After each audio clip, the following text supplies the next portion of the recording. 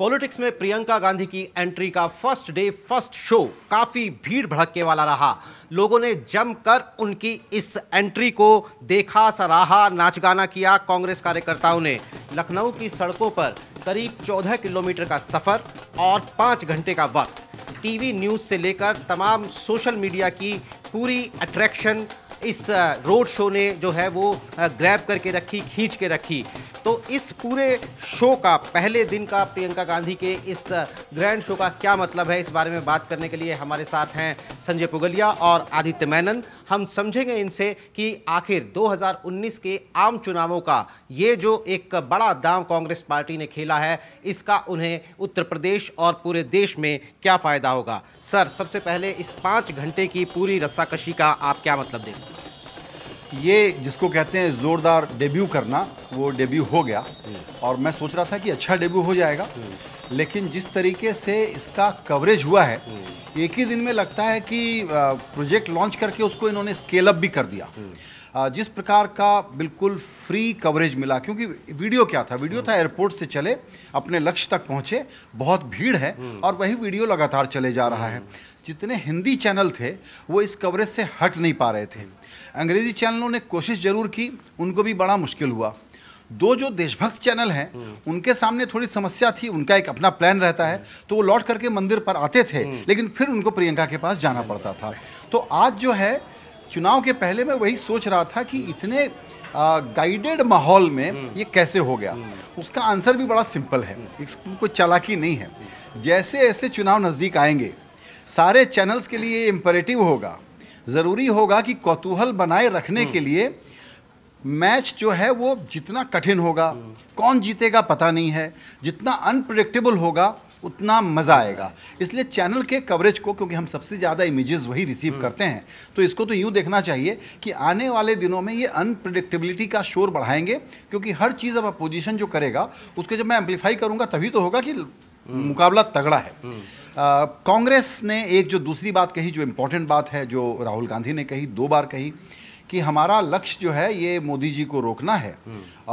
मायावती, अखिलेश हमारे मित्र हैं और हमारा लक्ष्य सिर्फ लोकसभा नहीं है, हमारा लक्ष्य विधानसभा है जब कांग्रेस की सरकार बनेगी। ये बहुत loaded, pregnant with many possibilities वाला स्टेटमेंट है। इसकी थोड़ी सी चर्चा और थोड़ा इसको समझना चाहिए कि इसके पीछे क्या बात है। लेकिन बिल्कुल एक बड़े प्लेयर के रूप में, जहां एक्चुअली फ्रिंज प्लेयर है, वहां एक बड़े प्लेयर के रूप में घुसना और ऐलान करना इनके एक प्लान को बताता है। इस प्लान को थोड़ा गहराई से समझना होगा। तो सर ने जो कहा उसका मतलब ये है कि आज बीजेपी आला कमान मीडिया को उस नज़र से देख रहा होगा जिस नज़र से कोई आशिक अपनी बेवफा माशूका को देखता है।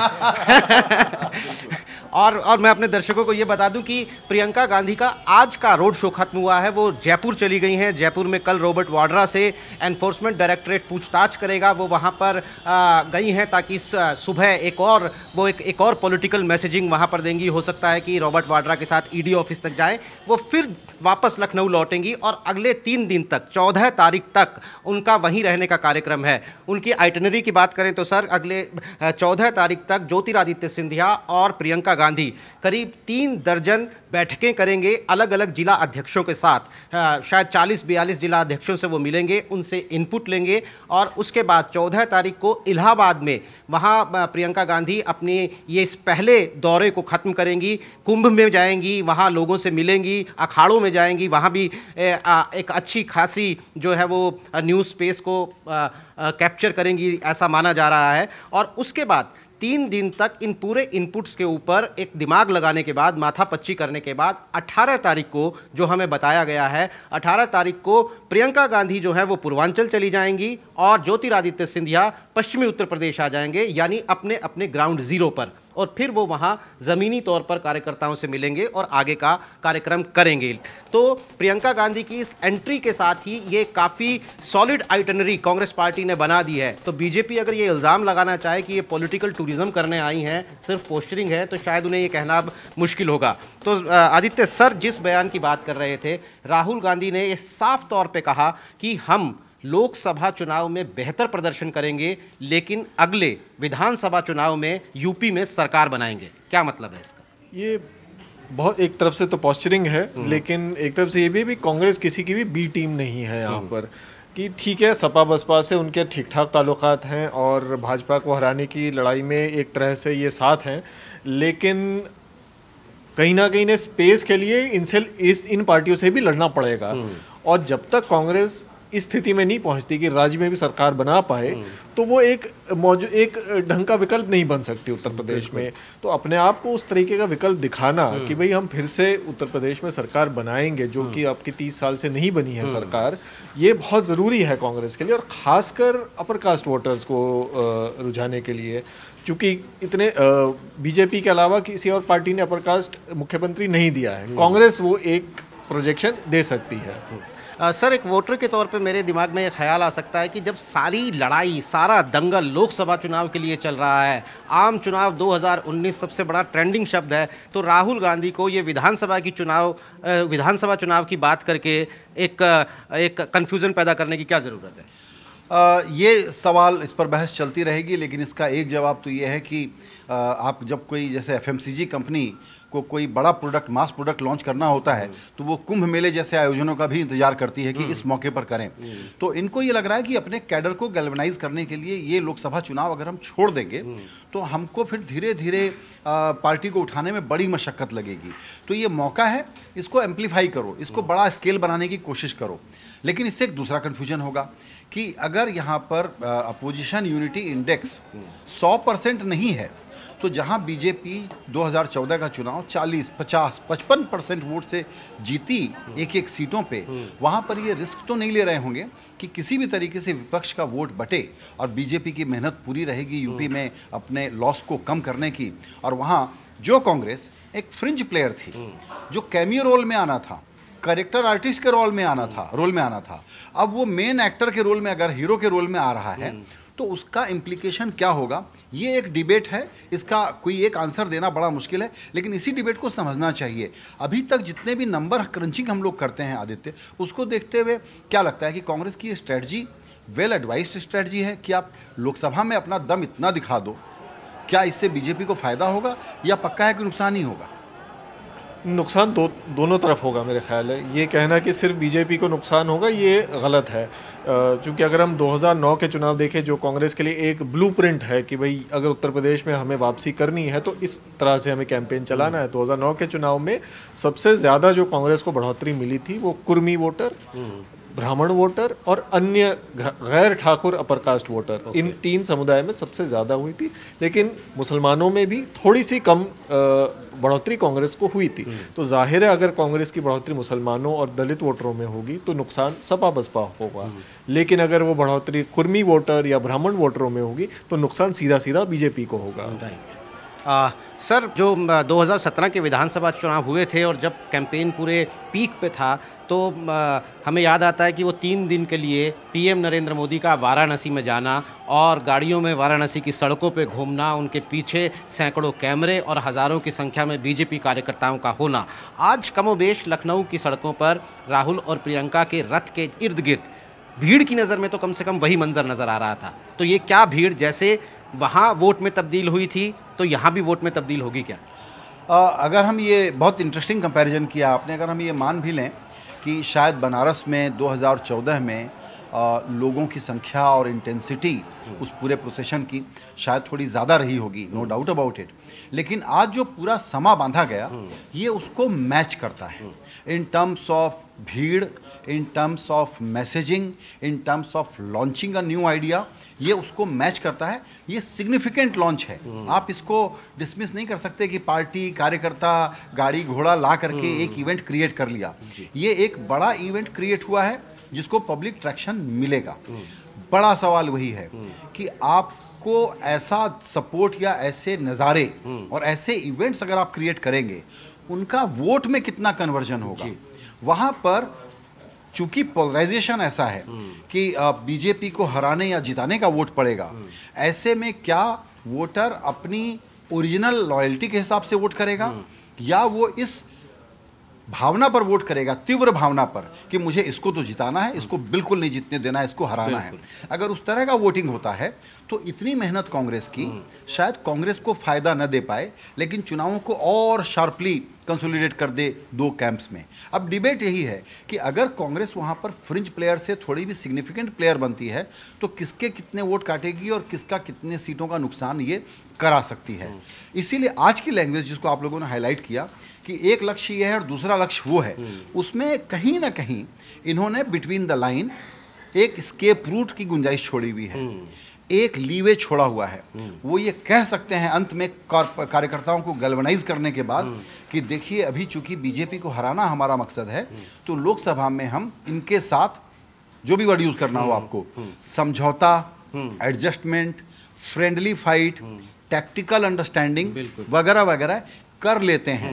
इनकी गेम ये है कि जो आपका डेटा कहता है कि 29 सीटों पर 28 सीटों पर इनका दावा बनता है। 2009 को अगर ये नॉर्मल मानते हैं और 2014 को एक एबनॉर्मल फिनोमेना मानते हैं, उसमें चलिए 25 नहीं सही, 20 नहीं, अच्छा 15 पे इनका गेम होगा कांग्रेस का कि कहीं ना कहीं से 10+ सीट लेकर के लोकसभा में यूपी से कैसे पहुंचे।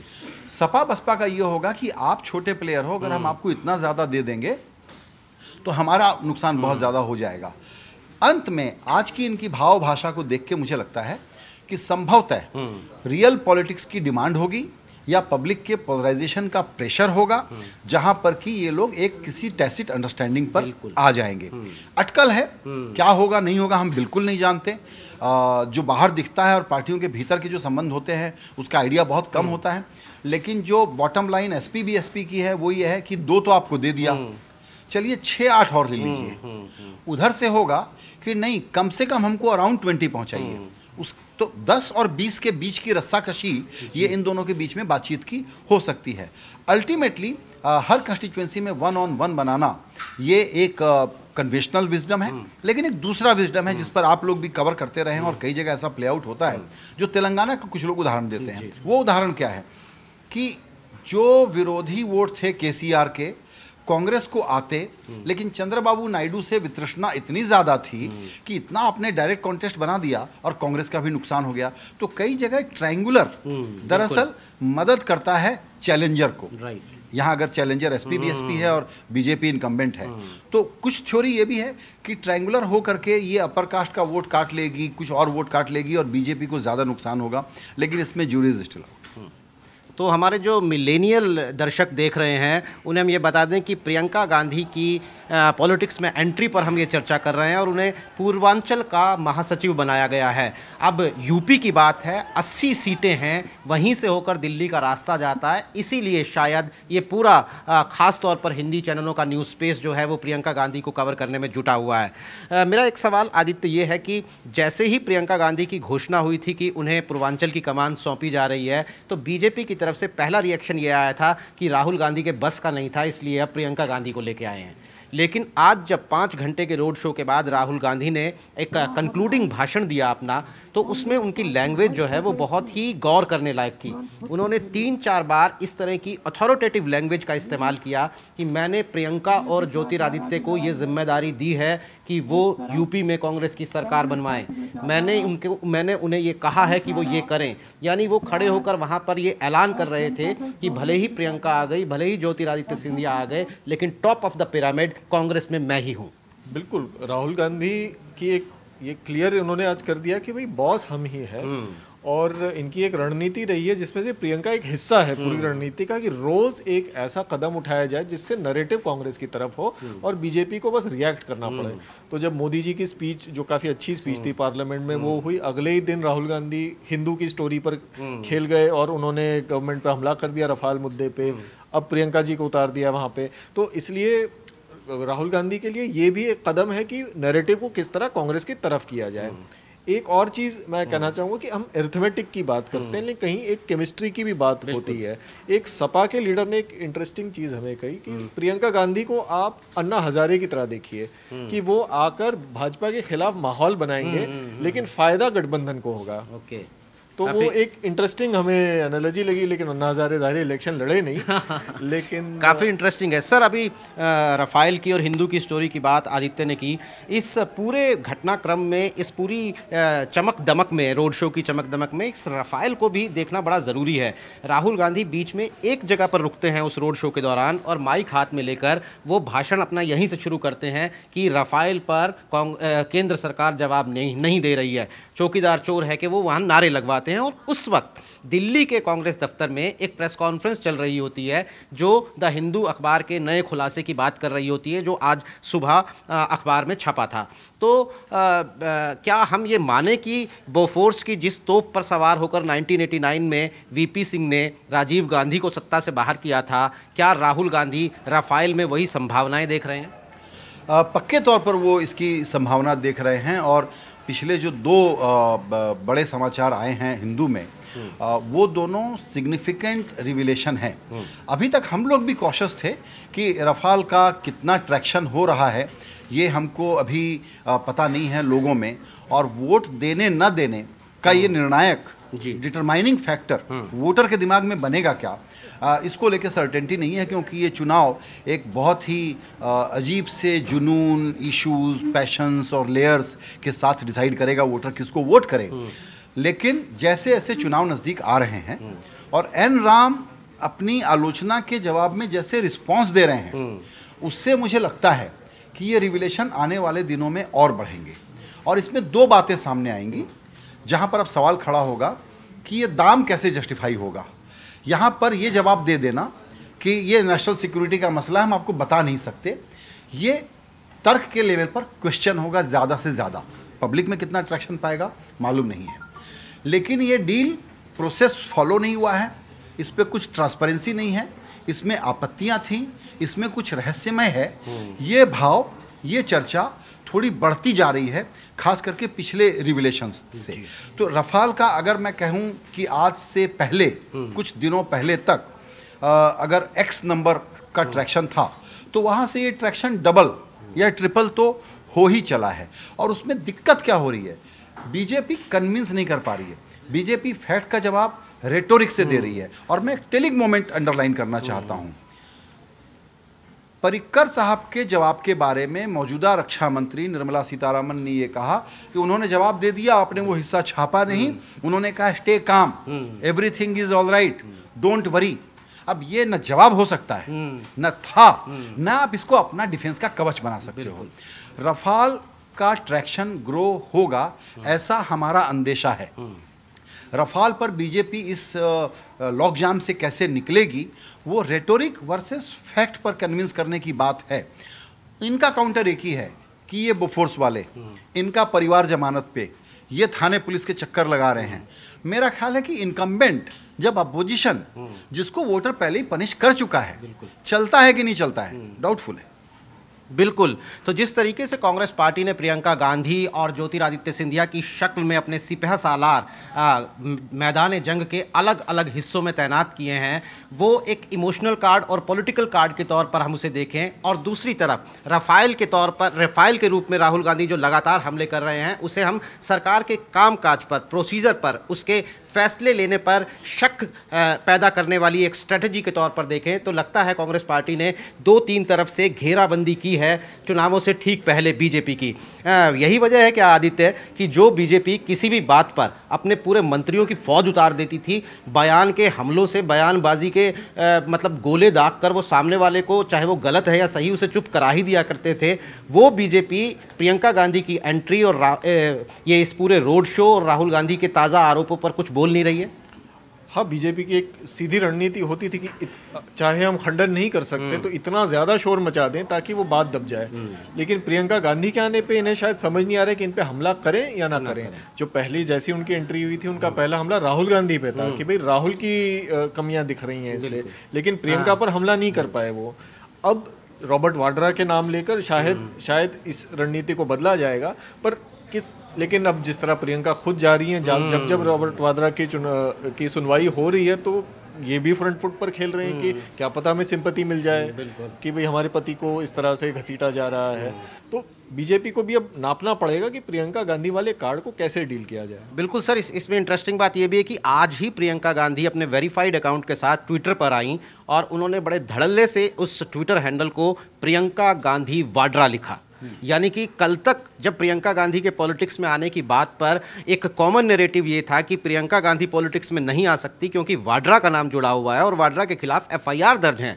वो प्रियंका गांधी और वो कांग्रेस पार्टी अब वाड्रा के नाम को धड़ल्ले के साथ अपने साथ यूज़ कर रहे हैं। हाँ बिल्कुल, वो नॉर्मल टाइम में हम कहते थे कि कहीं ये वाड्रा की जो पर्सनालिटी है वो इनके लिए लाइबिलिटी तो नहीं है प्रियंका के लिए, और प्रियंका को राजनीति में आने से वही तो रोक नहीं रही। इस पर बहुत चर्चा होती थी, लेकिन इसको जिस फ्रंट फुट पे बिना डिफेंसिव हुए अब ये लोग जैसे इस्तेमाल कर रहे हैं चुनाव के पहले, किसी भी अपोजिशन पार्टी को ये सूट करता है। अब इसका कोई नुकसान नहीं है इनके लिए। वड्रा हो या कांग्रेस के दूसरे नेता हों, उन पर आप जितना शिकंजा कसेंगे ये आपकी स्ट्रेटजी का हिस्सा हो सकता है कि आपके फॉलोअर्स को शायद ठीक लगे, लेकिन जो न्यूट्रल और जो क्रिटिकल वोटर होते हैं वो इन चीज़ों को सी थ्रू कर लेते हैं। मैं नहीं मानता हूं कि सरकार की तरफ से भ्रष्टाचार विरोधी मामले पर हल्ला करके अपोजिशन का वोट भ्रष्टाचार के इशू पर गिराया जा सकता है। भ्रष्टाचार प्रोपेगेंडा का टूल है।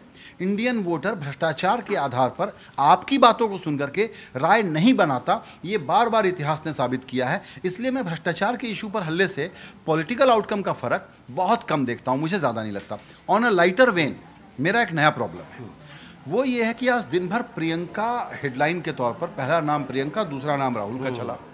रोड शो के बाद लगा कि ये लोग बोलेंगे, प्रियंका भी बोलेंगी। अब कांग्रेस पार्टी आज घर जाएगी क्या सोच कर? वो ये सोच के जाएगी प्रियंका के साइलेंट विजुअल से काम चल रहा है, बाइट क्यों दिलवाओ। बिल्कुल। आप कल्पना करिए कि आज राहुल गांधी ने बोला, उसके साथ अगर प्रियंका बोल लेती, उनके वीडियो को ज़्यादा कवरेज, ज़्यादा रिपीट, ज़्यादा रिप्ले मिल रहा होता। अब ये कांग्रेस का एक पॉलिटिकल डिसीजन है क्लियरली कि Rahul should not gate overshadowed. लेकिन कांग्रेस पार्टी ने एक चीज़ अचीव की है कि मोदी जी जैसे शार्प आर्टिकुलेट स्पीकर के सामने अपोजिशन की तरफ से नेशनल लेवल पर करीब करीब वैसा ही ट्रैक्शन पाने वाला एक चेहरा उतार दिया है। अभी चेहरा उतरा है, चेहरा देखा हमने, भाषण नहीं सुना है। भाषण का इंतजार करना पड़ेगा। आज भाषण तो छोड़ो, एक बाइट नहीं मिली। आप और हमारे जो सहयोगी हैं जो फील्ड में आज दर्जन दर्जन भर की तादाद में थे, वो बिना बाइट के लौट रहे हैं। बिल्कुल।